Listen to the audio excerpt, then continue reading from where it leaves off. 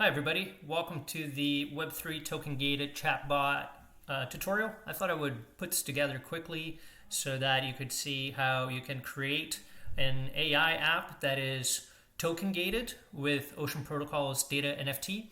And this stack makes it really easy for you to create Web3 enabled AI apps. So let's just get to it. If you are looking to deploy an app very quickly, we're going to go through this tutorial. In a few minutes, you're going to have your Vercel app up and running. So we want to start by making sure that you fork this repository through GitHub. The next step after that, we're going to make sure we have an OpenAI API key. So let's go and just create a new key here, Tokengated Chatbot. And once we have our API key, we just want to make sure we have that. Let's keep going. We want to also deploy a new project on Supabase. So we're going to go to Supabase. We got our Tokengated ChatGPT project. We're going to create a password. It doesn't really matter. We're not going to use it. So we're going to have our project up and running here in a couple seconds. Great. And sweet. So our project is set up. We're going to create a new table. And if we want to take a quick look here on step 4, you need to set up a users table inside of the public schema. We provided a screenshot so you can follow along. And one of the goals here is we want to have an address as our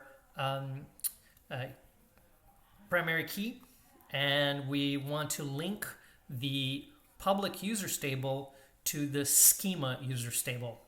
And in addition, we're going to create an auth binary JSON column so that we can fill this up with a bunch of the data we need so we can set up our Web3 auth. Okay, so let's get to it. So we're going to go to the Supabase. We're going to create our users table. Great. Our ID table is going to be a UUID. And it's going to link to the auth users table. And we select users, and then we need the ID column. Great. So we'll do that. And this is not going to be our primary key. And this is very important. You've got to make sure that this is set to is nullable. Okay? So once you got that, we're going to create our address column. And this is going to be a varchar. This is going to be our primary key, and we're good to go. We also need to have our auth column, and this is going to be a JSONB object. It's binary JSON, and we don't really need this. The demo doesn't quite use it, but we're going to do this just for the sake of completion right now, so we can follow along in the tutorial. Okay, great. So we have everything we need for our table. We're going to create our columns. Fantastic. So now we have our users table. So if you go back to the tutorial, the next step that you have to do is implement your row level security. And again, if you just follow along, we've added some notes here for what's really important. But we've provided the script that you need to run. So just make sure you copy it. Go back to Supabase, and we're going to go to the SQL editor. We're going to create a new query. And we're going to paste this in. And now we're going to run this query, and we can see that it's succeeded. Great. So we go back to our table editor. We can see that we have this new view called auth users. And we can see that our users table now has these 3 policies created. So once you have this set up, you should be good to go. And we can go back to our tutorial and follow along. So we have our row level security set up. We need to get our infura API key. We got that ready to go. And we also have our WalletConnect project ID, which is what you need on the next step. Now, we're going to hop onto Vercel. Okay, and we've already forked the repository, so make sure you fork the repository in GitHub. And now in your Vercel, you should be able to see the fork inside of your GitHub repository. And if you haven't configured this, you may need to import the repository and get that going. But we've already done that, so I'm just going to follow through here. Now, a very important step. You want to make sure you have Next.js selected in here in your framework preset. Okay? And we're going to go back to our tutorial.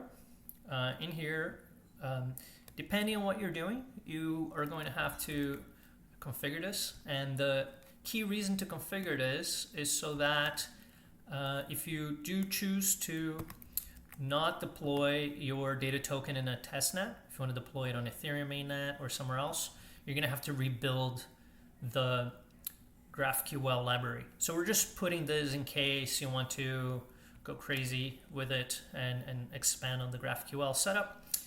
So now we've set up our build command. And now we technically have all the environment variables so that we can get the first initial deployment of the app going. Okay, so what we want to do here is we're going to want to copy all of these environment variables into Vercel. Okay, so there's quite a few steps in here. So we're going to start with the first one. We're going to go to environment variables, and we're going to put the OpenAI key. So now you got to go to OpenAI. You got to copy the environment variable, and we're going to continue doing this. Okay. So now you got to do the Supabase URL. Right. To get the Supabase URL, you got to go to project settings, API, and there's your project URL. Now you're going to go back in here and paste that in. Great. We're going to get our ANN key. ANN key. There's your ANN key. Nope. And then we're going to get our service key. Service key is hidden, so you got to reveal and then copy. And now we've added that. Now we got to get the JSON web token secret so that our backend can authorize the user. Okay, great. So we've set up all the Supabase variables. We just got a few more to go. We got to get the project ID from WalletConnect set up and the infura API key. Great. So we got the infura API key. Okay, and now there's two more. We need the Web3 auth message, and this is the message the user is going to have to sign to prove that he owns the data token. And then we're going to set up this app domain, which Supabase requires to do your authentication. Okay, so now we have everything set up to do our basic deployment. And if you go through the steps, you'll see that we have everything that we need. We can go and deploy our Vercel app. Fantastic. So we click deployment, it's starting. Now, as this is going, we're going to finish our setup. So we've already configured Supabase. We got our policies set up. And now what we're going to do is we're going to publish the data token. Now, as we mentioned, we're going to use Ocean Protocol's data NFTs to token gate this project. And we recommend to set up the Mumbai testnet. So this way it'll be fast, free, and you can learn as you go. And to set up all of this, you're going to have your Web3 wallet configured to support Mumbai testnet. And in here, we've already done that. You can see that we have the Mumbai testnet over here. It's very easy to set it up. You can just click on Add Network and go through the steps. You can add a network manually, and you can just copy everything from here to get the Mumbai test network set up. Okay, so we've already done that. Let's go back to our tutorial. We got the Mumbai network. And once you have the Mumbai network set up in your wallet, you should get some free Matic and some free Ocean by clicking on these links. I'll just show you very briefly. Click on these links, you get your wallet address, you put it in here, and you click on this button. Now I've already done this 5 hours ago, so I can't do it again, but just follow through these steps, and before you know it, you should have some Matic, and you're going to have some Ocean tokens as well in the Matic network. Okay, so once you've completed these steps, we're ready to deploy our data token in the Ocean marketplace. Okay, so let's just get to it. you want to go to Ocean Market, okay? And you want to make sure that your wallet is connected here. So we're just going to do that. And you also want to make sure you are on the Mumbai test network, okay? And once you're in there, you should be able to click publish, and you're going to go straight into the screen that we're on right now. So let's create our data token. Welcome to the chatbot. Yeah. And here it was done by Indian Bytes. And we're going to agree to the terms and conditions. Now, once we agree to it, this is where you set up and configure your data token, okay? We're going to configure the data token Arcadian Barracuda. Fantastic. You can set up different types of access and what you want to do with the data token. There are many different data sources that you can connect your data token. You can provide people with access to an IPFS file, an RV file, or a simple URL. So we're going to just choose that.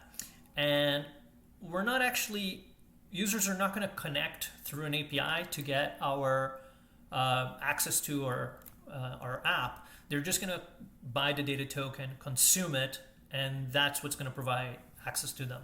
So they're not going to be getting any sort of private URL or anything like that. We just need to fill this in with something. So I'm just going to use the silly URL from the example. We're going to submit that so that it can verify the URL. And once you have the URL verified, we can just select how long the data token will last for, how long the subscription of the user will last for. Great. Now we want to give this a price, and let's give it a price of 5 Ocean. And if you want to use a different coin like Ethereum or USDC, you can look up the docs inside of our repository. We've provided some insights in terms of how to do it. But we're just going to set the price to 5 Ocean, and we're going to continue. So here we have the preview of what our data token is going to look like. And we're just going to click continue so we can start deploying the data token. So we got to sign a couple of transactions here.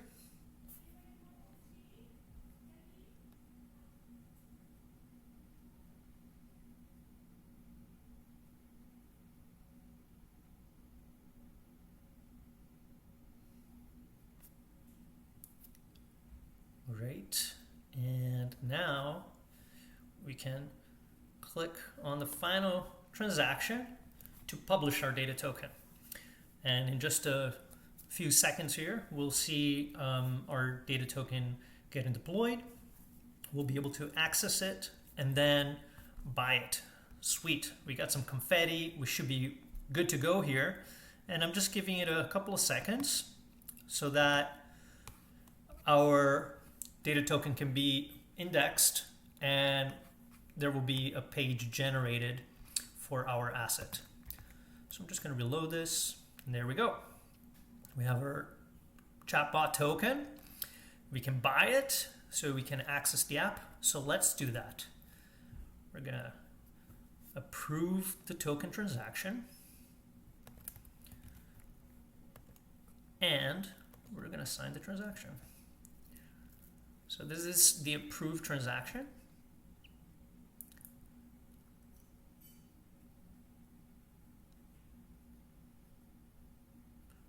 Great, we're almost done here. Final click.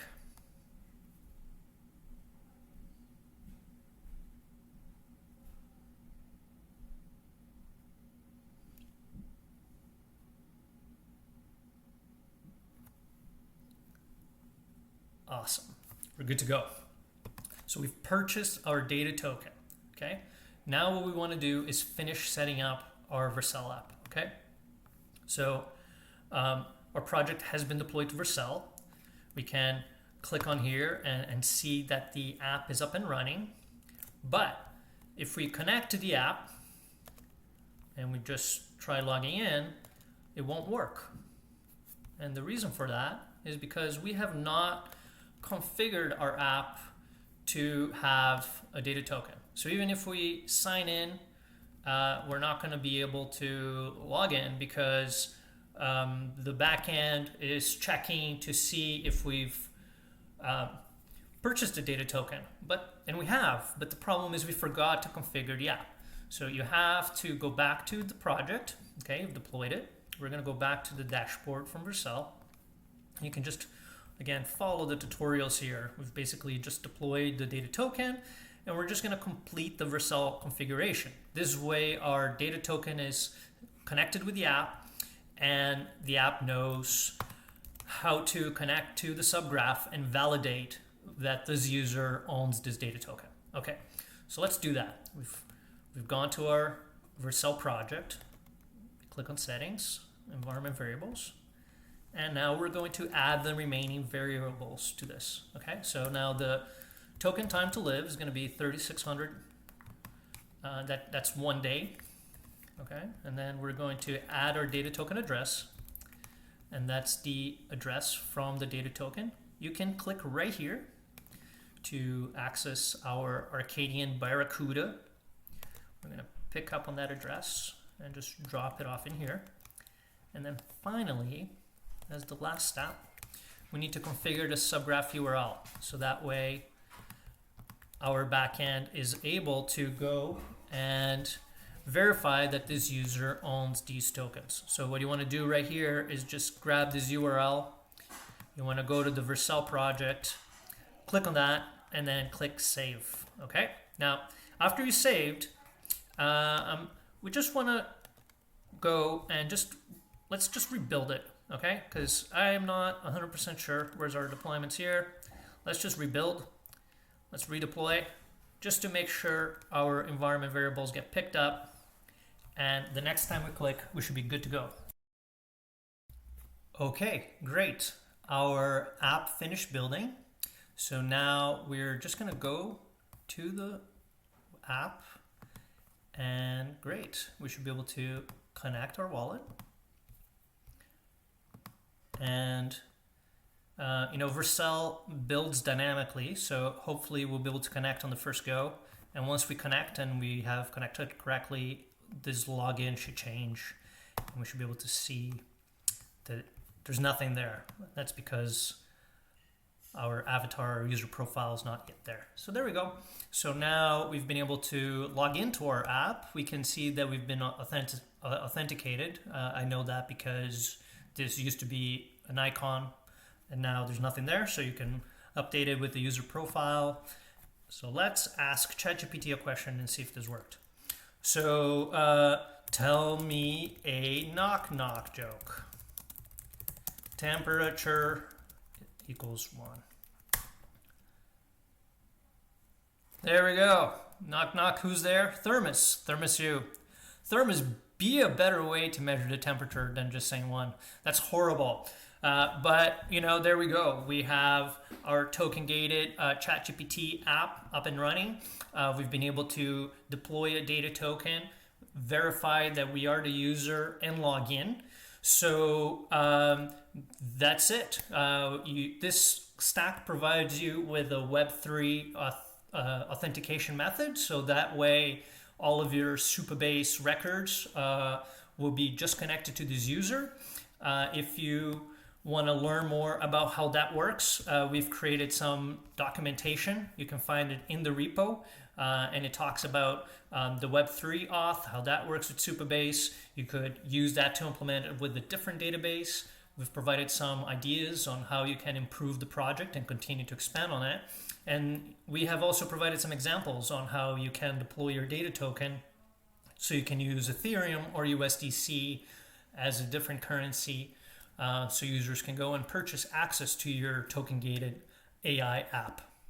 So that's it for the video. I hope you guys have enjoyed it. If you have any questions, please feel free to drop a comment on YouTube or hit me up on YouTube, on Twitter. And yeah, hope this was constructive. Have a great day.